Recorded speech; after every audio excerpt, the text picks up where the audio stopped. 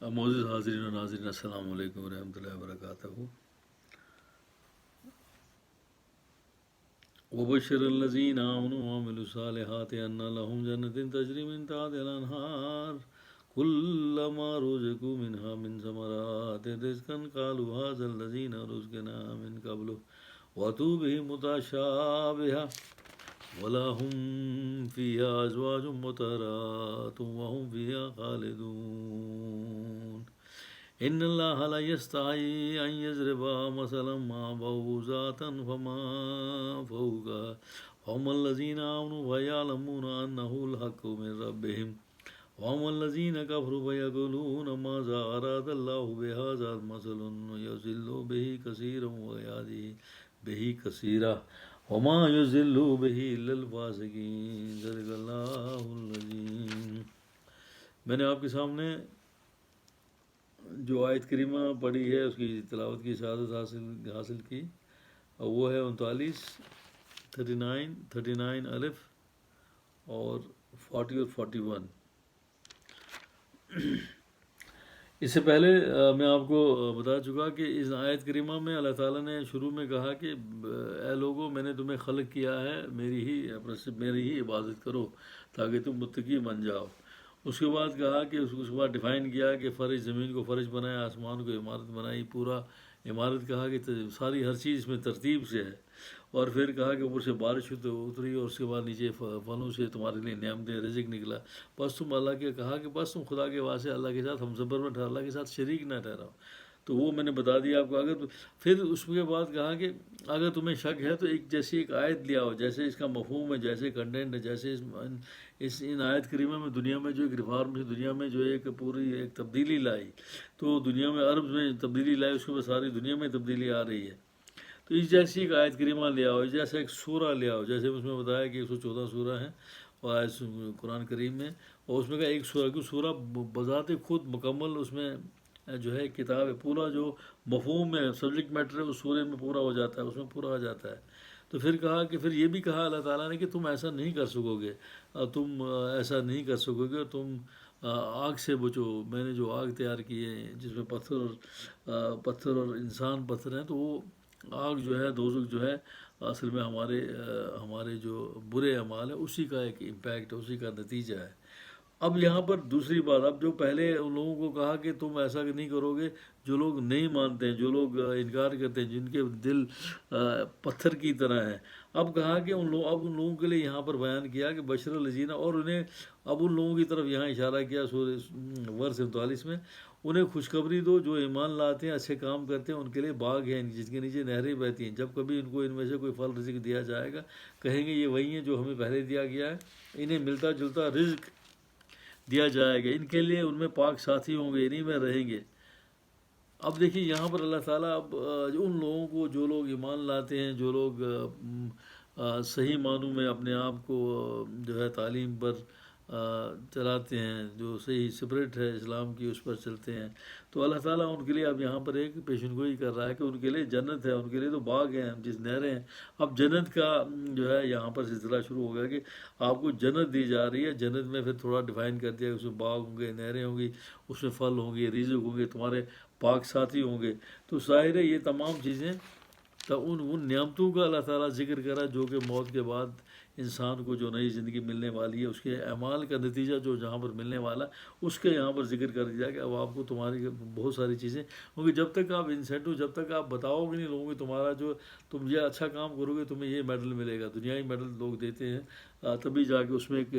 ایک انسپائریشن ملتی ہے، ایک دوسروں کو انسپائریشن ملتی ہے، اور ایک انسینٹو ملتا ہے اس کو، اس قسم کا کہ مورل انسینٹو ملتا ہے کہ وہ آگے کام کرتے ہیں۔ یہاں بھی اللہ تعالیٰ ساتھ ساتھ جو ہے قرآن شریف میں اکثر یہ آیتیں دہرائی جائیں گی، بشر الذین آمنوا وعملوا الصالحات ان جنات تجری من تحتها الانہار خالدون فیہا۔ تو یہ آیتیں دہرائی جائیں گی بار بار،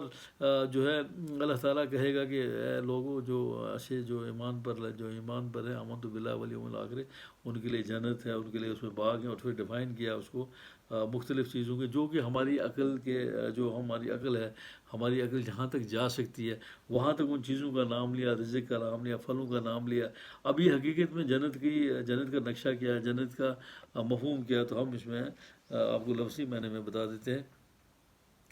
جنت جو ہے جنت کی جمع ہے جو جن سے مشتق ہے، جس کے معنی کسی چیز کا حواس ظاہری سے مخفی ہونا، جو بالکل اور جنت اس باغ کو کہتے ہیں جس کے درختوں کی اس کی زمین کا ڈھانک لیا۔ لفظ جنت صرف باغ کے معنی بھی قرآن شریف میں آیا ہے۔ بہشت کو بھی جنت کہا جاتا ہے، اس لیے اس دنیا کے باغوں سے تشبیہ دی ہے۔ اور بہشت کا نقشہ جو قرآن کریم نے کھینچا وہ گویا بطور مثال ہے، جیسے خود الفاظ قرآنی ہیں، مثل الجنت التی وعدت متقون، سورہ رات سے بھی ظاہر ہے، اور یا اس لیے کہ جنت کی نعمتیں انسان کے حواس ظاہری سے مخفی رکھی گئی ہیں، جیسے کہ لفظ جن کے اصل معنی بتاتے ہیں۔ قرآن کریم نے اس اخفاء کو دوسری جگہ خود بیان فرمایا، فلا تعلم نفس ما اخفى لهم من قرات العین، سورہ سجدہ۔ انہار نہر کی مطلب یہاں ما اخفا کہا، یہ جو جنت کی نعمتیں ہیں ان کو کہا کہ تمہاری آنکھوں سے مخفی ہیں، تمہاری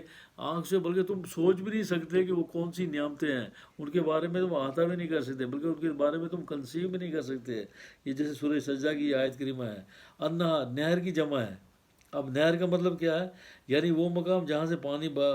بفرات بہتا ہے۔ امام راغب کہتے ہیں کہ اللہ تعالیٰ نے اسے ایک مثال کے طور پہ بیان کیا ہے، اس لیے کہ جو جنت میں لوگوں کے اس کے فیض اور فضل سے بفرات ملے گا، وہ تجری من تحتہا الانہار ہو ان متقین فی جنات والنہر، ان کے نزدیک یہی مراد ہے۔ جب آگ کا ذکر کیا تو وہاں بتایا کافروں کے لیے تیار کی گئی، اس میں پتھر اور جو ہے انسان جو ہے اس میں جو ہے ہوں گے۔ تو اس کے مقابل اور مومنوں کا یہاں پر آئندہ حالات کا ذکر کیا بتایا کہ اللہ تعالیٰ کی عبادت سے، اس کے احکام کی فرمانبرداری کی بجائے آگ کے بجائے ان کو باغ اور نہریں ملیں گی۔ مطلب بالمقابل ایک طرف کہا کہ اگر تم نہیں مانتے ہو تو تمہیں آگ ملنے والی ہے، اور مومن جو مانتے ہیں، جو اللہ تعالیٰ کی ذات پر یقین لاتے ہیں اور اس پہ چلتے ہیں، ان کو کہا کہ تمہیں باغ اور نہریں ملیں گی۔ یہ فرق ہے۔ اب بہشت کے باغ اور بہشت کے باغ اور نہروں میں کیا فرق ہے؟ قرآن کریم میں بہشتی زندگی کا نقشہ بعض اوقات ان الفاظ میں کھینچا ہے، وہ جنات یعنی باغوں میں ہوں گے جن کے نیچے نہریں بہتی ہوں گی، یا کہیں فرمایا کہ وہ باغوں میں اور نہروں میں ہوں گے۔ اس سے کیا مراد ہے؟ پہلی بات یاد رکھنے کے قابل یہ ہے کہ آئندہ زندگی کے متعلق جو کچھ قرآن میں بیان ہوا ہے وہ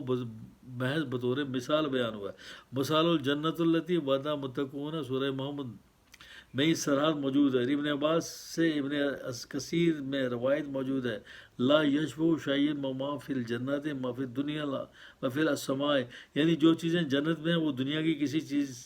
سے سوائے نام کے مشابہت نہیں رکھتی ہے۔ مطلب جنت میں جو کچھ بھی نعمتیں موجود ہیں وہ خالی نام سے مشابہت رکھتی ہیں، بلکہ ویسی نہیں ہیں۔ جیسے پھل کہیں گے ہم، پھل سے مشابہت رکھتا ہے ہمارے، جیسے ہمارے پھل ہیں یہاں پر، اسی مقابلے میں وہ پھل نہیں ہوں گے، وہ اس سے بھی بہت بڑھ چڑھ کر ہوں گے، وہ ہماری آنکھ سے مخفی ہے، صرف نام سے مشابہت رکھتی ہے۔ کہا کہ صرف نام سے مشابہت رکھتی ہے۔ یہ ہے کہ جنت کی نما انسان کی اس آنکھ سے، اس کے ظاہری جو حواس ہیں مخفی رکھی ہے، ہماری سوچ سے بھی مخفی ہے۔ ہماری جو سوچنے کی پوری طاقت بھی ہم لگا لیں، پورا کنسیو کرنے کی کوشش کریں، ہم ان نعمتوں کے بارے میں نہیں سوچ سکتے۔ یعنی کوئی شخص نہیں جانتا کہ اس کے لیے کیا۔ اب جیسے سرائے سے فلا تعلم نفس ما اخفى لهم من قرۃ العین، سورہ سجدہ، یعنی کوئی شخص نہیں جانتا کہ اس کے لیے کیا آنکھوں کی ٹھنڈک ہے، یہی نعمت مخفی رکھی گئی ہے۔ حدیث صحیح میں اس سے بھی زیادہ صراحت ہے۔ یہاں اس آیت کی تفسیر میں آن صلی اللہ علیہ وسلم نے فرمایا، قال اللہ عدوت عباد الصالحین ملا عین راتا ولا ازنا سماعت ولا خطر علی قلب بشر، بخاری۔ اللہ تعالیٰ فرماتا ہے کہ میں نے اپنے صالح بندوں کے لیے وہ کچھ تیار کیا جو نہ کسی آنکھ نے دیکھا، نہ کسی کان نے سنا، نہ کسی بشر کے دل پہ وہ گزرا۔ جنت کی نما کا جہاں ذکر ہوا،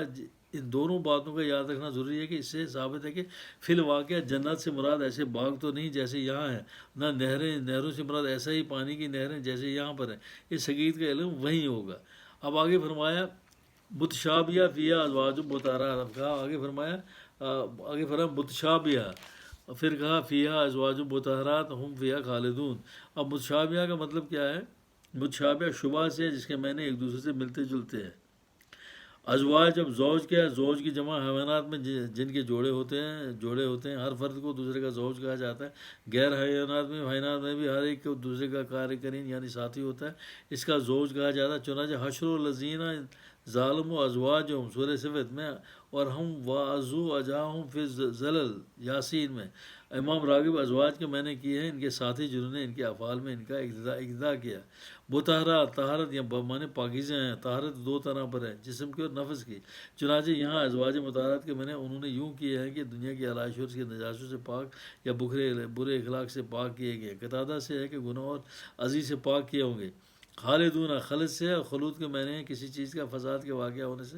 بری رہنا، اس کا بقا اس کی حالت پر جس پر ہو۔ اور خلود فی الجنات کے میں نے امام راغب کے نزدیک یہی ہے کہ یعنی اشیاء کا بقا اس حالت پر جس پر وہ ہیں، بغیر اس کے ان میں فساد واقع ہے۔ باللحاظ دیگر وہاں تنزل نہیں اس دنیا میں، اور ہمیشہ تنزل نہیں اس دنیا میں ہے،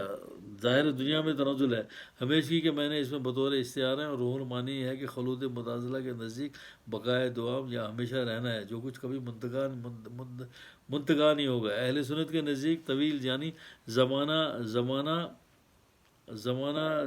دراز رہنے تک، یا خواہ منتقا ہو یا نہ ہو جائے، مطلب زمانے دراز تک جو ہے آپ کو جنت میں رہنا ہے۔ جنت کے پھلوں کے متعلق یہ کہنا کہ یہ وہ پھل ہیں جو ہمیں دنیا میں ملے، مراد جسمانی پھل تو ہو نہیں سکتے، کیونکہ وہ پھل تو سب مومن کے دنیا میں ملتے ہیں۔ بس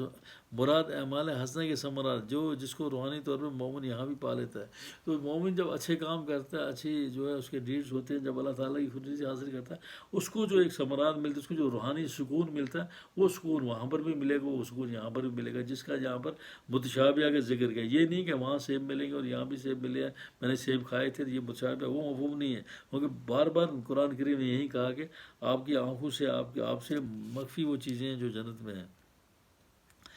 بحشت میں ازواج، جنت میں ازواج بھی ہوں گے، ازواج کے ساتھ میں نے تو ساتھی ہیں، عشر الذین ظالم و ازواج ہوں، سورہ صفت میں مومن مرد اور مومن عورتیں دونوں، الذین آمنوا وعملوا الصالحات میں شامل ہیں۔ دونوں کے لیے بحشت کی نما ہوں گے، دونوں کے لیے باغ اور نہریں ہوں گی، دونوں کے لیے ازواج مطہرات پاک ساتھی ہوں گے، مگر بیویاں بھی مراد لی جائیں تو بحشت میں ان کا ہونا کوئی قابل